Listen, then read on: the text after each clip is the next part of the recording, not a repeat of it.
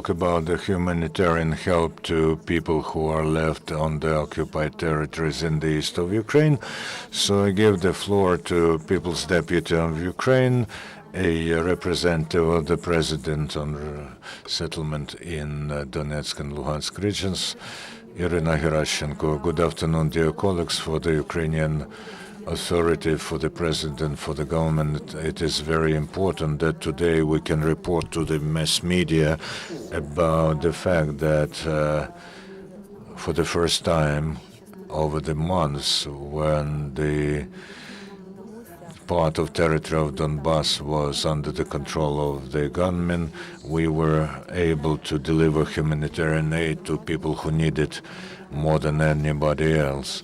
As you know, last week, 326 tons of humanitarian aid in 26 lorries and 3 convoys went to Pavlograd, Kramatorsk, and Severodonetsk in the Donbas. And today we can tell you that as of today, the entire humanitarian cargo, 69 tons, that was sent to Luhansk region in Severodonetsk, was not only delivered there, but also handed out to social unprotected groups of population in those settlements that are temporarily under the control of terrorists and the gunmen, to those social institutions that suffer most of the humanitarian crisis that the people were brought to by the terrorists. I have the entire list of 25 institutions to which the humanitarian cargo was delivered. I want to read it out, and I also want to tell you that the loading and sending of humanitarian aid was monitored by a German foundation called International Help and Development, and we will send this video to television channels. So we were able to hand over the foodstuffs to Luhansk Special Secondary School, boarding school, to the boarding school of children with special needs, hospital of veterans of war and labor, to boarding houses of family type in several settlements, a special boarding school in Lutuhina, in Antratsit, the boarding houses, and also in Perevalsk to the special boarding school, and in Rovenki for the aged people, and the boarding house for the people with special needs, psychoneurological dispensary, Krasnodon Regional Children's House Boarding School, Nikolaev in settlement, Mykolaievka, and kindergarten there, also a boarding school in Stakhanov and in Sukhodol, in Irmine and Chervonopartizansk, in Biryukove, and also in the city of Sverdlovsk and in Kline, in Rovenki. I want to single out a special role of the Luhansk regional administration head, Gennady Moskal. He not only helped in transporting the aid to the territory controlled by the gunmen, he personally accompanied part of the humanitarian cargo to the to settlements in the so-called Great Zone that suffer most of the from the shellings. 130 tons of help were distributed in Donetsk region to 8 districts: Yanakiev, Shakhtarsk, Krasnoarmeysk, Telman, and Novoselkisk and Dobropilla, that are situated on the territory of the anti-terrorist operation zone, and where we see the very high level of social tension because it is very hard to deliver food and other stuff there because the gunmen are constantly violating the ceasefire, and the list of settlements where the help was delivered, Granitne, Novoselivka, and some parts of the city of Debaltsevka, Konstantinovka, and Artemivsk. In Donetsk region, the attempts of local authorities and the Service for Emergency Situations are trying to deliver another part of humanitarian cargo to special social institutions in the settlements that are still under the control of the gunmen, and we will do this before the 2014 ends.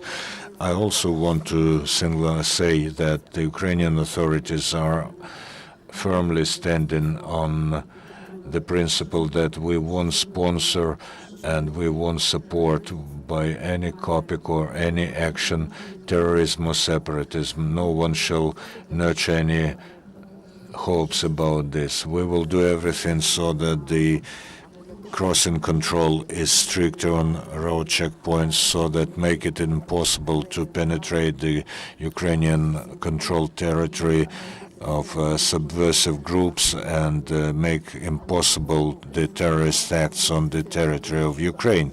But the Ukrainian authorities do make everything possible to help the people on the territories controlled temporarily by gunmen and terrorists. But this is going to be a pinpointed help, and this is very important for us, so that the help goes to whom need it, and also the safety of delivery. The delivery that happened these days, we have the information that it is delivered, and it is very important that after this first aid comes to those territories, and the head of the Donetsk regional administration, Alexander Kikhtenko, and the Luhansk head of administration, Gennady Moskal. I receive email applications and the calls from social institutions on the territories controlled by the gunmen with a plea to help, to pass on to them food and medicines.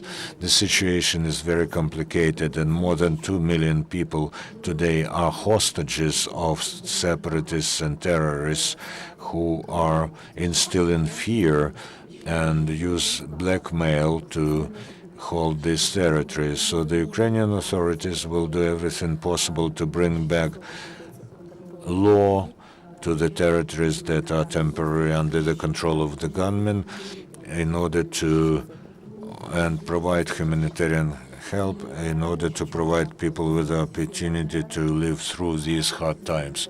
I also want to thank all the volunteers who, in these hard times when the state could not officially send something to those territories because this was blocked from summer, so volunteers undertook this high mission.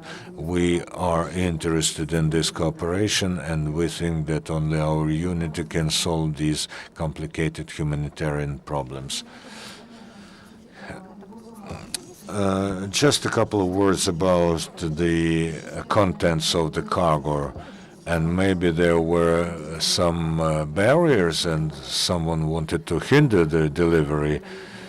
Thank you for your very topical questions. When the humanitarian cargo started from Kharkiv, we opened all the lorries and television filmed this. I was there. There were representatives of the government. There were no warm clothes, there was no salt, and there was no drinking water, because people first of all need food. So the lorries were packed with high quality foods from all the regions of Ukraine, vegetables, sugar, sweets, and every lorry that went to a city was also stuffed with several fir trees from Poltava region, because Poltava region, in addition to food, also sent some Christmas trees in order to convey a spirit of festivity and unity of Ukraine to those institutions that are in dire straits now. Of course, cardinal was the issue of safety, and this was discussed during the consultations of trilateral group in Minsk.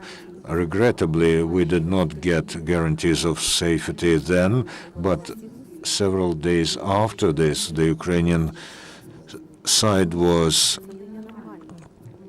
trying to prove to OSCE and everyone in the world that this is abnormal, not to deliver a cargo to those who need it. So the Ukrainian side was able to get such guarantees. It is evident that I cannot tell you everything, because we want to use all our opportunities in the future in order to help this humanitarian mission, but we did get these guarantees, and the Ukrainian lorries were unloaded, and then other lorries were loaded with this cargo, and then they went to the addresses that we designated, and we have confirmation that those social institutions did get this cargo. If we talk about Donetsk region, I told you there is 130 tons distributed there. So in this gray zone, in these villages, almost 5,500 people got the foodstuffs. They got sets of foods up to 20 kilos of weight, so different sets of foodstuffs. And as far as I know, they were distributed not only with the help of the emergency service, but there's also self-organization in those villages. People complain that the separatist mayors have either fled or do not engage in those issues. So this is very important that local activists are there who compose some lists of people in order to evenly and honestly distribute this stuff. Also telling you about the things that we were obliged to do in order to help people on the territories that are under the threat from terrorists. The territories are controlled by the Ukrainian authorities, but they are being shelled. So as you remember, in the beginning of December, the parliament has adopted a resolution to review boundaries of some administrative districts of Donetsk region so that people could get the arrears of their salaries and other payments. And we talked then about Vuhlegirsk and some other 25 other settlements, and the arrears there were almost 12 million hryvnia. They have started to pay this out now, and Alexander Kistenko, head of the regional administration and the treasury, tell me that very soon all those issues will be closed, because there was a technical issue about village and settlement councils holding their sessions in order to document this. Can you tell us, if you can tell us, who from that side was responsible for accepting the cargo and delivering? First of all, we got the guarantees that the cargo will be delivered to the addresses that we designated, and then this was done in different ways. We had, for instance, a guarantee that there will be a lorry from a social institution that will take and deliver the cargo. On the other hand, there were special lorries to which the cargo was transferred, and they delivered it to social institutions, and we got confirmations that it was delivered. The Ukrainian president and authorities' position is very clear. Even under such complicated economic situation, the Ukrainian authority does have an opportunity to help feed those who need this. The only issue, we need guarantees that disabled people and those who are in hospices and in the old people's homes will get this. And of course, some people who have seized power there with arms in their hands are dreaming about some cargo from Ukraine, but they can't count on that. Ukraine will not support separatists in any way. Okay, everybody have good holidays. We will have very unusual holidays these days. We least of all think about our own festive table. We are collecting stuff and money to send to people in the East, but this is what makes us now better. I wish us all unity and the ability to understand and support each other. Also, I wish you victories and peace most of all. Thank you very much. We will be